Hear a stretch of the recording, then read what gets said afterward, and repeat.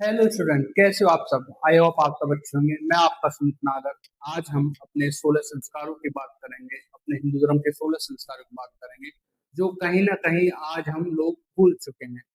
90% लोगों को हमारे इन 16 संस्कारों के बारे में पता भी नहीं होगा। तो आज की शुरुआत हमारे सबसे पहले संस्कार गर्भधारण संस्कार। गर्भधारण संस्कार क्या होता है? ये हमारा पहला संस्कार होता है जिसमें संतान उत्पत्ति के लिए माँ बाप द्वारा किया जाता है। दूसरा आता है हमारा पुष्पन संस्कार। पुष्पन संस्कार जो हमारा ये 0 से लेकर 3 महीने के बीच में किया जाता है। इसमें क्या किया जाता है? इसमें जो माँ बाप है वो पुत्र प्राप्ति के लिए पुष्पन संस्कार करते हैं। फोर्थ आ जाता है हमारा सीमांकुनयन संस्कार। ये 6 से लेके 8 मंथ के महीने में किया जाता है।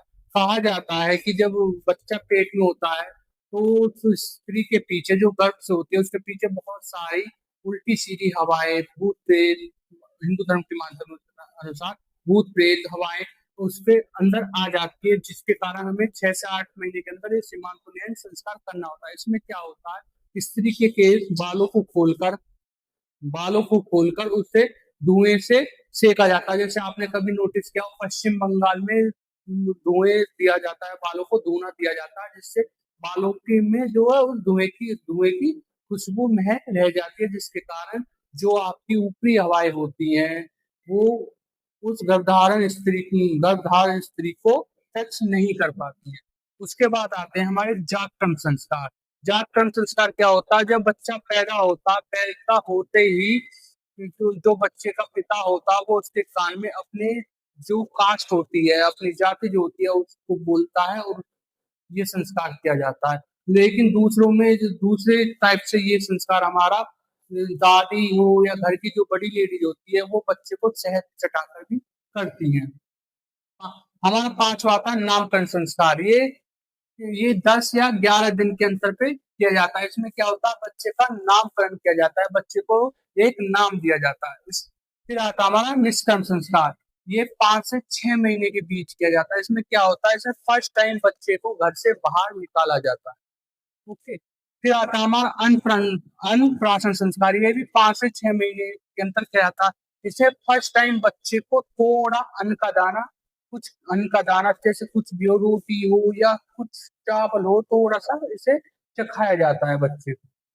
उसके बाद आता है हमारा चूड़ाकरण या मुंडन संस्कार।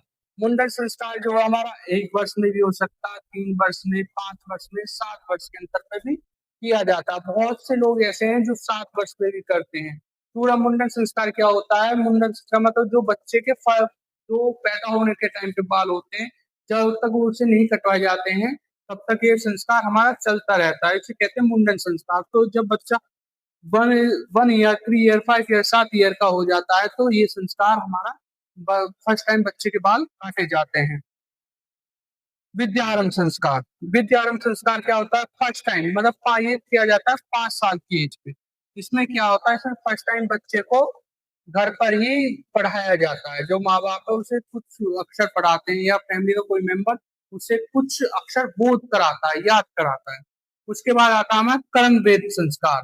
कर्मवेद संस्कार में क्या होता है? ये हमारे कान चले जाते हैं। आजकल हमारे जो बीमारियां हैं बच्चों को बहुत ज्यादा पकड़ती है, जैसे आपका क्या नाम है, उनको टीके लगाए जाते हैं। तो पहले टीके नहीं थे, तो पहले हमारा क्या संस्कार था? कर्मवेदन संस्कार।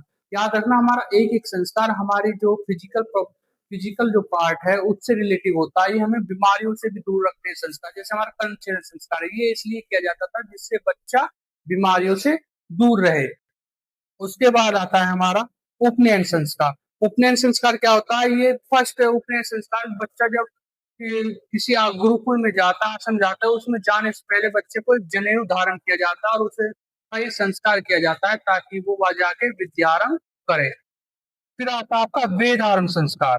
वेद आरंभ संस्कार क्या होता है? जब बच्चा फर्स्ट टाइम गुरुकुल में जाता है, वहां नहा धो के अपना फर्स्ट टाइम वेद जो हमारे वेद है उनके पढ़ना स्टार्ट करता है।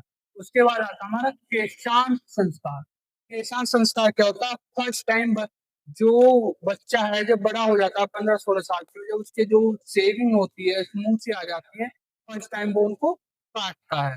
फिर आता है समावर्तन संस्कार। समावर्तन संस्कार क्या होता है? जब बच्चा गुरुकुल में अपनी एजुकेशन कंप्लीट कर लेता है तब ये संस्कार किया जाता है। इस संस्कार में बच्चा सुबह के टाइम नहा धो के अपने गुरु के पैर छू के हाथ जोड़ के उनसे अपनी लाइफ आगे की शुरू करने के लिए आशीर्वाद देके गुरुकुल से चला जाता है। फिर आता है विवाह संस्कार। ये आपका विवाह संस्कार में क्या होता है? इसमें जो नवयुवक है जब वो बड़ा हो जाता है तो किसी स्त्री से विवाह करता है तो आपका ये विवाह संस्कार कहलाता है। अंत्येष्टि संस्कार, ये हमारा सबसे अंत का संस्कार है। जब किसी की देह किसी की डेथ हो जाती है, मृत्यु हो जाती है, तब उसके पुत्र द्वारा किया जाने वाला ये उसके लिए आखिरी संस्कार होता है। इस तरह हमारे हिंदू धर्म में 16 संस्कार होते हैं, ओके, जो जिनका अपना ही एक अलग महत्व है और जो आज कहीं ना कहीं हमारे लुप्त हो चुके हैं। इससे नेक्स्ट हम जो है आपका जब नेक्स्ट मंडे में जब हम आएंगे तो हम आपको जो है अपने आश्रम और अपने विवाह के प्रकार आपको बताएंगे। हिंदू धर्म के विवाह में कितने प्रकार है। Okay, thank you, bye bye, Tata.